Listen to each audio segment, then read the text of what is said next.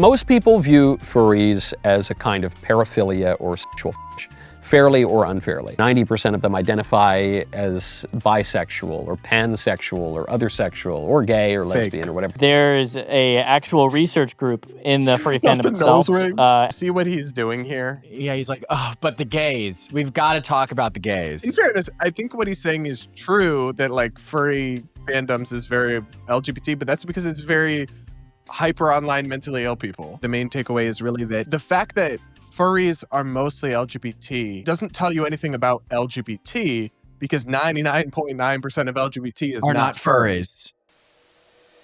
Hey guys, welcome back to Normal Gays, where we take on insanity. I'm Brad Polumbo here with Clarkson Lawson. What's up, guys? Make sure you join as a member. We're almost at 1,200 normies, so click the link in the comments and join as a member. We reacted to iCrust, and Brad's gonna do my workout this weekend. Ugh, I'm gonna vlog it. Excited about my workout's that. really not that hard. It's just like lifting. So maybe we'll I'll try the weights that you're at. Oh yeah, first, we can do that. We can and do then that. I'll do lower weights. Maybe on the machines and not on like the actual bench press, because I don't want your neck to break. Well, you could just I'll help you. Yeah, that's fine. What's it called? Spot. Yeah, I'll spot you.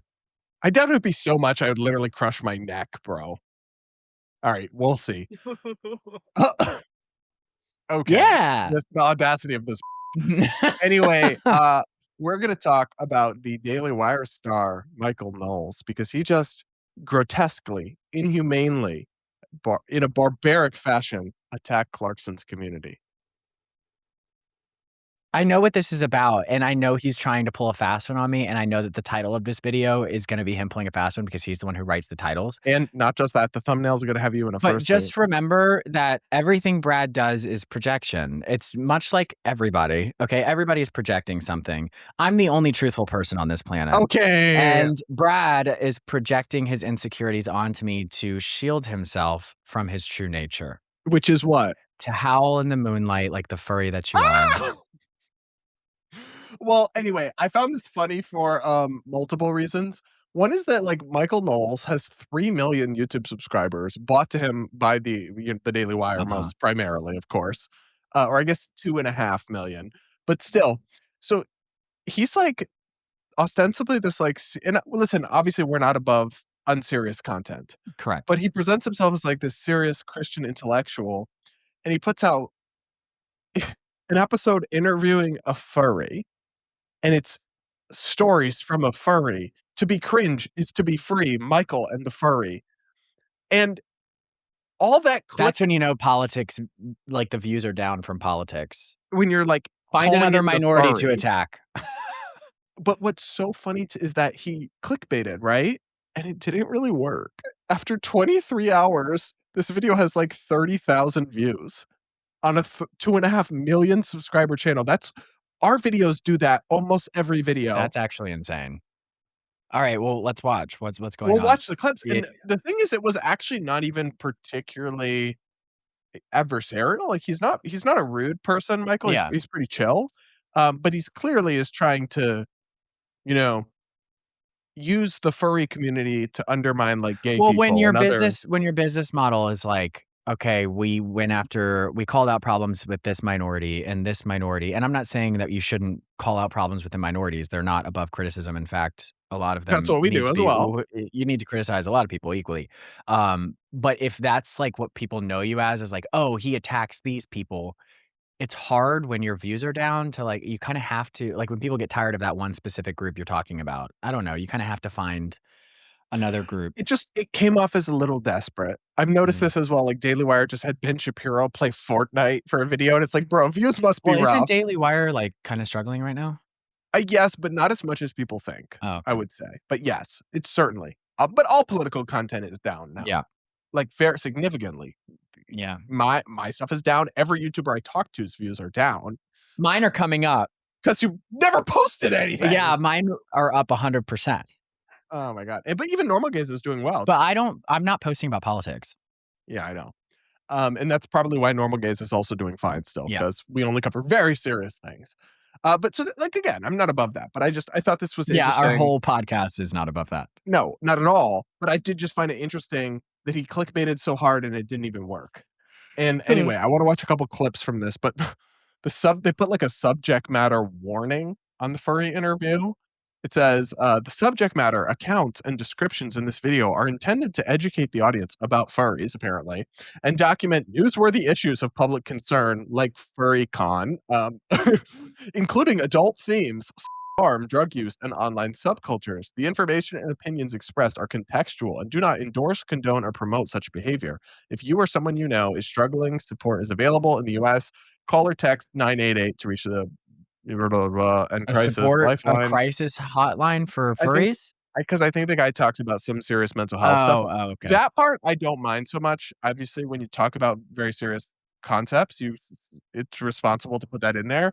But I think it's funny how he's like, warning, we're talking about online subcultures, and make sure you don't interpret this as an endorsement. It's like as if everyone thought Michael Knowles was endorsing furry culture. He could have something in common with Brad. Okay. Not too much. There's going to be a lot. Actually, I think he has more. No, I actually don't believe that. I'm just kidding.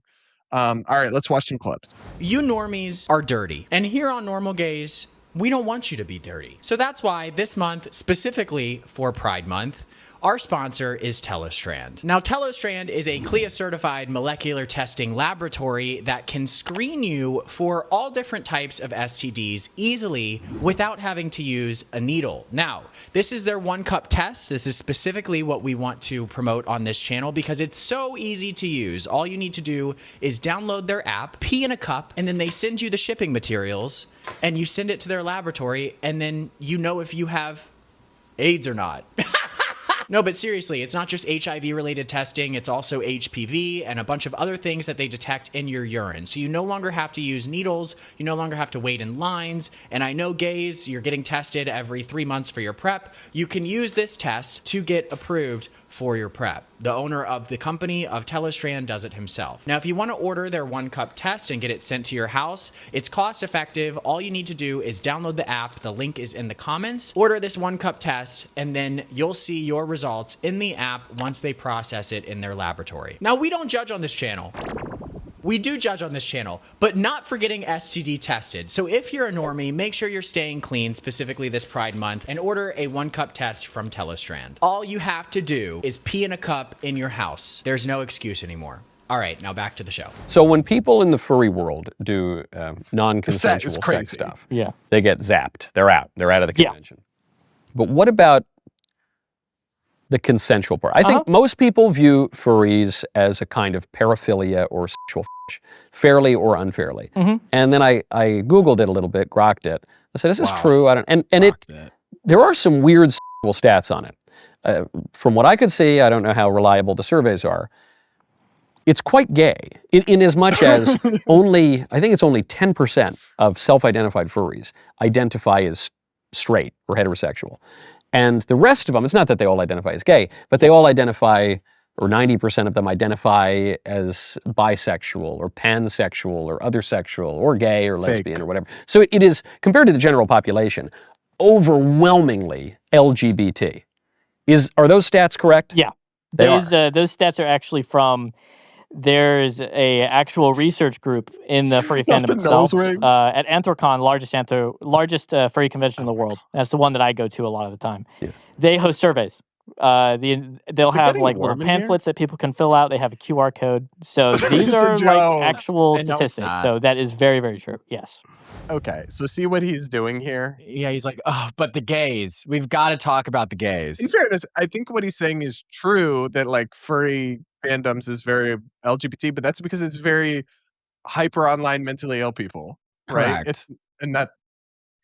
But also, like, if you are open more to something that is a sexual fetish, it is highly likely that you're probably open to both sexes. And also, it's counting a lot of straight people who are just fake. I think he's assuming what he's assuming in his mind. It's like there is a slide of sexual deviancy, and that's where he's going with it. It starts with gay. If you accept gays, you have to accept that, and then it goes to the next thing and the next thing, and essentially you just go down this slippery slope of perversion rather than sexuality being something that is innate. That's the argument that he's making, and I just feel like, no, it's probably more likely that people with weird sexual fetishes are also open to both sexes just because that's And it just tells you it's like, even if it deviates from the societal standard. I don't know. I don't know. it's more so to me, the main takeaway is really that the fact that furries are mostly LGBT it doesn't tell you anything about LGBT because 99.9% of LGBT is Are not not furries. Correct. right? It's like, so it's what I don't appreciate is the implied and elsewhere in the video kind of stated extrapolation that you just explained. Yeah. So So that's what he's doing. I think so, at least. Yeah. That's my interpretation of why Michael would interview a furry beyond clickbait. Right. Well, he's trying to like intellectualize the conversation to hit another minority that he likes to hit. Whenever we do Michael Knowles videos, it's just like, ugh. You know? Well, I thought this one was interesting because it's furries, so it's your No. people. I mean, I'm not saying that this video is like, but I'm just saying like Michael's content is always just so like, Yeah. I'm bored. I'm bored of it. I'm bored of the Daily Wire slop. I did appreciate his Jubilee with Blossom. Have you ever seen that clip? No. Stop. I have to stop. I have to find it. Hang on. Pause. Hello? Blossom, she got hers powerhouse. Blossom Powerhouse? Powerhouse or power top? Shall we watch our second clip of Michael interviewing a furry? Let's do it. Try not to get too aroused. I am flaccid as Okay. That was Brad, not on the other necessary to hand, be shared. It's just warm in half here. chub. Oh, okay. I hate when you say that. That's so descriptive. All right, let's watch. One of the big questions that people have of furries is not, we're in mixed company on the internet, obviously, but Yeah. do these people want to do weird stuff with animals? No. No. Straight up, no. But they might want to do weird stuff with guys dressed up as animals. Maybe. But So- the connection stops at animals. But the one commonality is we got animals in both of them. And in fact, the defining feature of the furry as a furry is that he looks like an animal. I mean, I don't understand the furry mindset, so Brad's gonna have to give more. I'll speak here. Not that I would know. Yeah. I think it's not true that just because something is some sort of like or whatever means you have any interest in it in the real world. I guess I can't actually unironically speak to this, but the way I enjoy robbing banks and like shooting people in the street in Grand Theft Auto. Doesn't mean I have any desire to do that in real life. It's like, that's a good point. and it's like, See, this is why Brad had to talk about it because I couldn't. I just don't accept that furries who want to hook up with other humans in their fursuits or whatever are actually interested in animals. I mean, I mean, the same could be said when like a lot these old men like when their wives wear a schoolgirl outfit, and that could get pretty dark. Or if they're wearing some other type of outfit that resembles another type of person, does that mean that they want to? I don't know. Do you know what I mean? Like, there is a line that's drawn. But I can see where Michael's coming from. I mean, it's not the craziest thought, but it's like, it is. There might be some. I wouldn't I'm sure deny there. that I'm are sure some. there are some furries that are like. But also the thing you're ignoring that is kind of ignored there is that furries are not actually striving for animalistic. They're like anime and cartoon, Correct. right? Is what they go for. Yeah. So it's not even like they're trying to. They're not trying to look like an actual dog. I think that thought actually applies more to the like dog people that we've reacted to, the ones that like sit and have collar. Like, yeah. That I think it's because the furry thing is like almost like anime, right? Yeah. It's like cartoon. It's not. I don't know. But see again how he's trying to go. Like he's just trying to make things sinister. And it's not that I think there's no aspect of the furry thing that's sinister, but I think a lot of these. It's a reach. It's like a this reach. whole. It's a bit of a thing reach. is a reach, and it's just kind of like mind-numbing content. If I'm being honest, I'm just like, okay, like whatever. We get it. Cool. Furry's bad. Furry's bad. Gay people bad. Make some sort of very loose connection, and then bam, you've got your content. Good job, Michael. And he doesn't have to like talk about any of the terrible things Trump is doing that he can't defend. No. Just interview a furry. Or any of the like Trump's spiritual advisors, what they're doing or going to jail for, which is much worse than being gay. But we won't talk about that. Oh, but we'll sit that one out. Just the man that you supported, spiritual advisor. Oh. Anyways, okay. Yeah, okay. We have one more clip of Michael and the furry. Let's watch. My associate producer, Professor Jacob, was going around to try to get a furry to sit down for this interview. He went to a furry convention, and he said that he saw a big STD screening booth right there in the convention hall.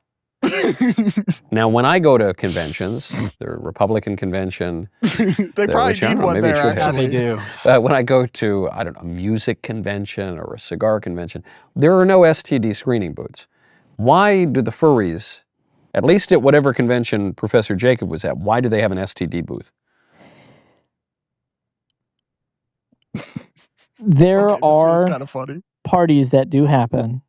They're called room parties, and they do tend, mind you, to get sexual. Tend to. Not all of them are, Okay. but some of them do tend. So it's better to be safe than to be sorry. And the room party Yeah, is just in someone's hotel room at the convention? yeah. Huh. Most of the time. Or Airbnbs, so.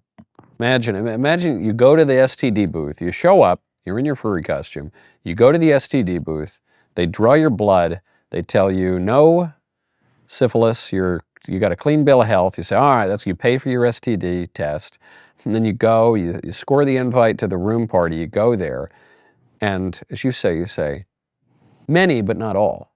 And you say, just my luck, I already got the VD test, and I show up to the furry room party, and I'm at the one that doesn't turn into an orgy. Whole monologue. Could you imagine? There's a party like that. I'll be 100%. The third year that we went to Anthrocon, there was a room party, and it wasn't sexual. Good. in the slightest. Good. I'm glad to hear that. There are a lot of parties that are like that. Good. I like that. He really did a 2-hour interview with a furry. This is just this whole interview is kind of embarrassing. Like, I'm getting secondhand embarrassment because it's like, come on. And because he's trying to do it as a serious interview. I'm not against interview. Like, it could be kind of funny if we interviewed a furry, but I have 2 interviewer modes. Yeah. Right? I have like a journalist interviewer mode. Yeah. And then I have like a meme interviewer mode. So if we had a furry on, it would be funny. Right. And you can still get the same information out of a furry by not doing it so serious. But he's treating it like he's interviewing He's treating it like he's interviewing Vladimir Putin. Like, that's what's happening, and that's why it's so hard to watch. He'd probably be agreeing with Putin. Yeah, more. probably. But the thing is like, watching it, I feel like when I'm watching content that is serious, I have a totally different mindset. But like, if you're gonna interview a furry, you can't. It's just so unimportant. You can't make it like that, because then I'm just like, I feel weird watching it. I know. Why do I care? It's like if I was interviewing Blossom, it would just be super unserious and fun, and that's how I would approach an interview with a furry. Whereas if I was interviewing a candidate or a media figure or someone, it like, would be a lot more serious. But serious. Like, is this really the information that we need? Like, do we really need to know the furries' hotel rooms and that they're getting their STDs checked? I mean, obviously, the point is there's an there's an STD check thing here because some people go to the furry cons as like a thing and to hook up.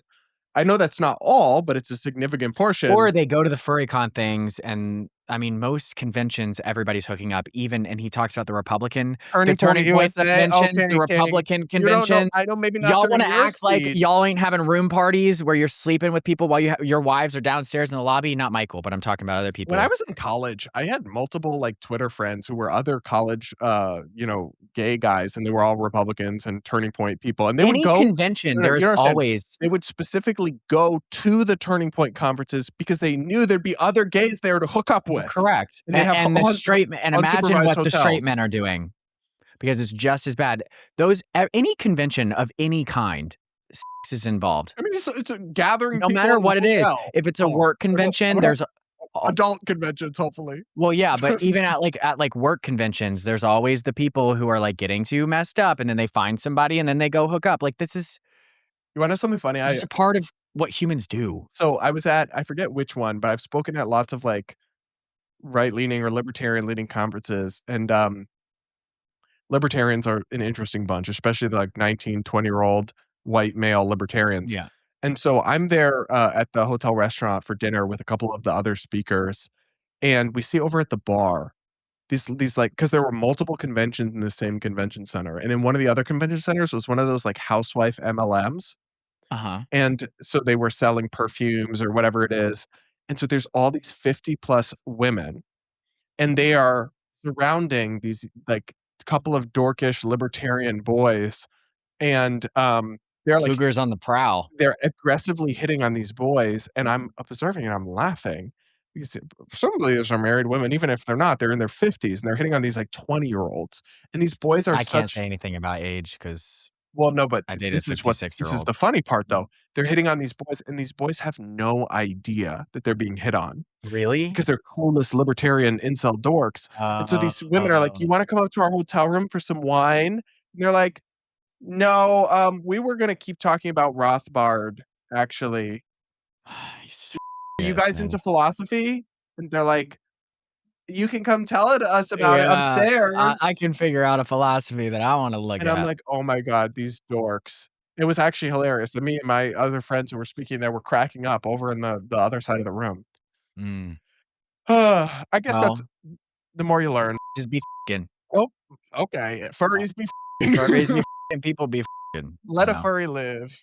That was just like I feel like I lost brain cells. My favorite part of it is just that the clickbaiting didn't even really work. And they did all of that work on the set.